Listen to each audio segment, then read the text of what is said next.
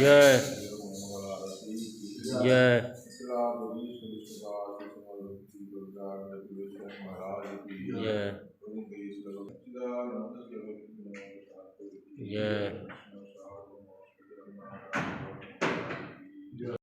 পশুও আহার করে।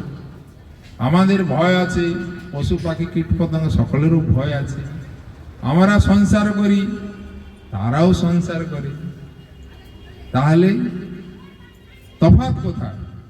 আহার নিদ্রা ভয় মৈথুনাঞ্চ সামান্য মেধাত পশু বিনারাণা, সামান্য পশু করে থাকে এগুলো। ধর্ম হি তেষা অধিক বিশেষা ধর্মে হীনা পশু ভি সমান। যদি তারা তফাৎ হচ্ছে ওই, ওরা ধর্ম যাজন করতে পারবে না, আমরা ধর্ম যাজন করতে পারব। আমরা যদি ধর্ম যাজন না করি তাহলে কি সমান সমান, আলাদা কিছু?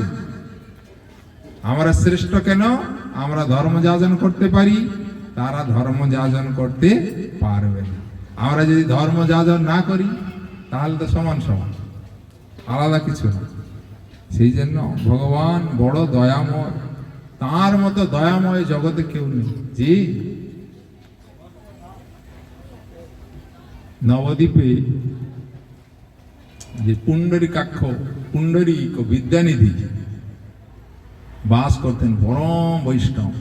গদাধর পণ্ডিতকে বললেন, মুকুন্দ যে পরম বৈষ্ণব এসেছেন, চলো যাই দর্শন করতে। দর্শন করতে গেলেন, আর তখন পুণ্ডরীক বিদ্যানিধি রাজগদিতে বসে সোনার পিগদানি পান খাচ্ছেন। এরকম বৈষ্ণব ধর্মের এসব না। বৈষ্ণব ধর্ম হচ্ছে বৈরাগ্য ধর্ম, যাজন করতে।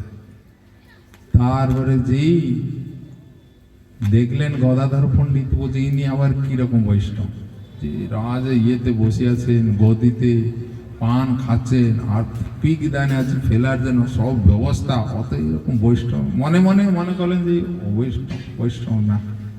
মুকুন্দ তিনি বুঝতে পারলেন যে গদাধর মনে সংশয় এসেছে যে ইনি বৈষ্ণব না। তখন একটা ভাগবতের শ্লোক পড়লেন, যে পুতনা রাক্ষসী সে কি করলো, স্তনে বিষ মেখে কৃষ্ণকে মারার জন্য গেছিল।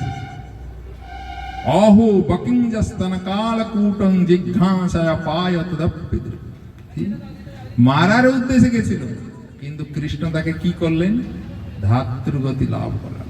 যে আমাদের যদি কেউ শত্রু হয়, আমরা কি তার মঙ্গল চিন্তা করি না, কিন্তু ভগবানকে মারার উদ্দেশ্যে গেছিলেন, কিন্তু ভগবান তার মঙ্গল বিধান করেছে। বলছে এরকম বন্ধু কেউ আর আছে? সেই জন্য তিনি বড় করুণা করেন, প্রত্যেক দয়া করে। আমরা যদি তার জন্য এক পা যাই, ভগবান 4 পা আসবে, কিন্তু আমরা এক পাও যাই না। যদি আমরা তার জন্য কিঞ্চিত কিছু করি, ভগবান চেষ্টা করবেন তার জন্য আমি কি করি, যে তার প্রমাণ হচ্ছে পুতনা রাক্ষস ভগবানকে মারার জন্য গেছে। আর যদি কেউ তার ভজন করেন, ভগবান চিন্তা করেন আমি ভজনশীল ব্যক্তির জন্য কি করি, চিন্তা করবে। যে দ্রৌপদী দেবী যখন কৃষ্ণের